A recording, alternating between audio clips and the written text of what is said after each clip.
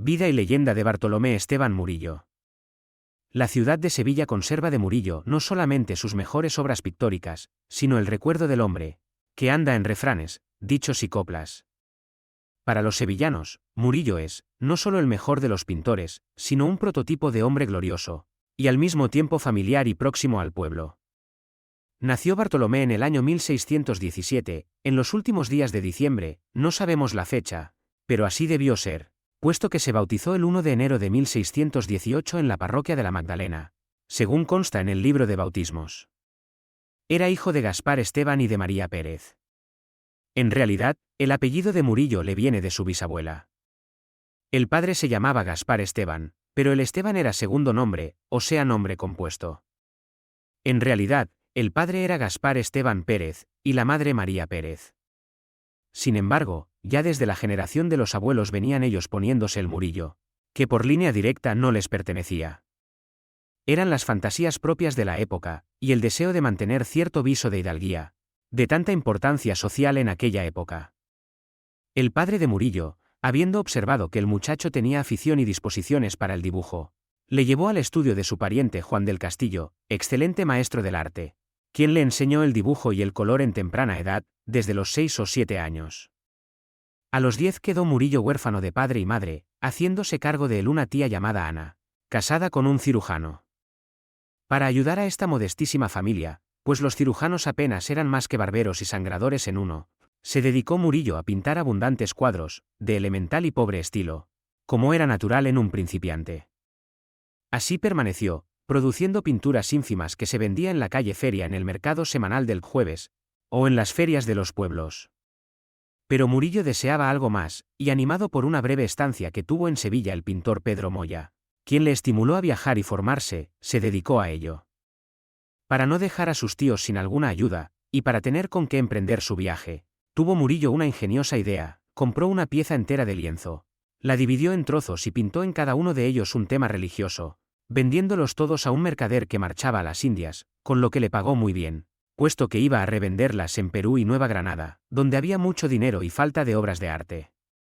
Emprendió, pues Murillo, su viaje a Madrid a los 25 años de edad, en 1643, y se presentó en casa del pintor, también sevillano, don Diego Velázquez, quien le animó y ayudó para que copiase cuadros de las colecciones del Palacio Real y del Monasterio del Escorial. Permaneció Murillo 2 años dedicado a estudiar a fondo y copiar muchos cuadros de grandes maestros. La caída del poder del conde-duque de Olivares perjudicó mucho al pintor de cámara Velázquez, y Murillo, viéndose sin ayuda, decidió volver a Sevilla. Ya en este tiempo había aprendido mucho y podía considerarse como un auténtico maestro, superior a la mayoría de los pintores que había en aquel momento en nuestra ciudad, a pesar de que los había muy buenos. A su llegada a Sevilla, decidió casarse, y aquí ocurre un suceso que dio motivos para muchos hablar en Sevilla. La novia se llamaba Beatriz Cabrera Sotomayor y Villalobos. Murillo tenía de 27 a 28 años, y ella de 20 a 21. Murillo era un joven pintor con brillante porvenir por delante, y que había sido nada menos que protegido de Velázquez, que tenía abundantes contratos para pintar cuadros para las iglesias sevillanas. Beatriz había nacido en el pueblo de Pilas y llevaba 3 años viviendo en Sevilla, a donde la habían traído sus tíos al quedarse huérfana. Y ello es que en el momento de la toma de dichos ante el fiscal eclesiástico, al preguntar a la novia si venía de su voluntad y libre para otorgarse con Murillo, dio Beatriz un tremendo suspiro, se echó a llorar, y retorciéndose las manos exclamó: Que no, señor, que no vengo libre, sino obligada y forzada. Consta así exactamente en el expediente matrimonial que existe en el archivo del Palacio Arzobispal, descubierto por Santiago Montono y publicado por Juan de la Vega y Sandoval. El fiscal, viéndola llorar y retorcerse las manos, suspendió el acto del otorgo, y lo comunicó al provisor eclesiástico, quien puso al pie del inciado expediente un uno al lugar.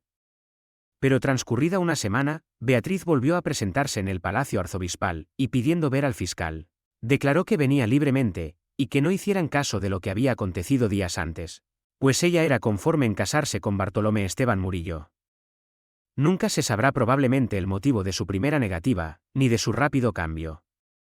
Es muy posible que en efecto la boda le fuera impuesta por su familia, ya que Murillo era un buen partido. Quizás ella había dejado algún amor juvenil en su pueblo de Pilas. En todo caso, los consejos familiares consiguieron cambiar su ánimo. Y así el 28 de febrero de 1645, se celebró en la Magdalena, a cuya parroquia pertenecían los dos novios, la ceremonia nupcial. Según un curioso erudito sevillano, el señor Díaz, quien firma sus artículos en el Correo de Andalucía con el seudónimo de Proel, Murillo y Beatriz tuvieron 10 hijos.